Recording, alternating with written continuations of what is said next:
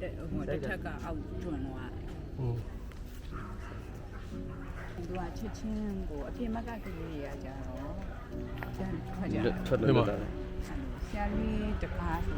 ဆိုရင်ခလေးအကျက်ပြီးတော့နှုတ်မရဘူးလေလေးရလာခေါ်အဲ့ဒီခုလေးပြုတ်ကမှန်ပေါ်ကပွဲရနေပြီးတော့ထွက်လာရောက်တော့လည်းမြင်နာနေဆရာ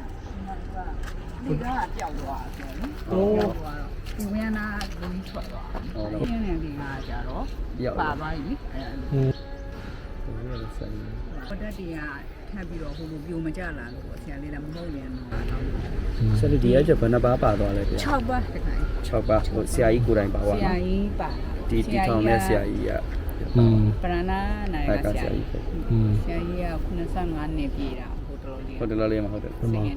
စင်လေးလုပ်ပြီးတော့ဒါကြတော့သူသုံးတက်လုံးသူပြိုကြတဲ့အဆောင်ဆိုတော့ကြတော့ဒီဒီမှာပိတ်မိတဲ့အောင်ကဟိုအတိမ်ပါကုန်မပါ6ပါပိတ်နေတာတခါကမပါပါအဲ့လို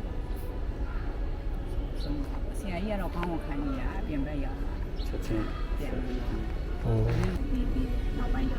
ဟိုဆရာလေးတွေကရောဟိုစေးကူးတော့မှုခိုင်းနေဆရာလေးတွေအဆင်ပြေတော့ဘောကမှာဟုတ်တိုင်းဟုတ်သုံးမရှိတာလေနိုင်ကအငြင်းနှစ်ပါးဟုတ်သူကရင်းနေဆရာမတောင်းကြတော့ဆန်တီးတော့ဒီစကိုင်းရဖြစ်တယ်ဆိုတန်းတော့ဒီစကိုင်းမှာပုံမှန်ပြည့်ကျန်တယ်ပြည့်ကျန်နေရမန်းလေးဆက်သွားပြီးတော့မန်းလေးမှာဖြစ်မှမသိဘူးဆန်တီးတော့စတိုက်လို့ရတယ်ဆက်သွားဖုန်းလိုင်းနေရတယ်မရဘူးဒီလိုနေကြတော့လဲဘာမှမဟိုမဖြစ်တော့ကျဆေးုံမရဘူးဆိုတော့ဖြစ်ပစ္စည်းပိမိတာလို့သူက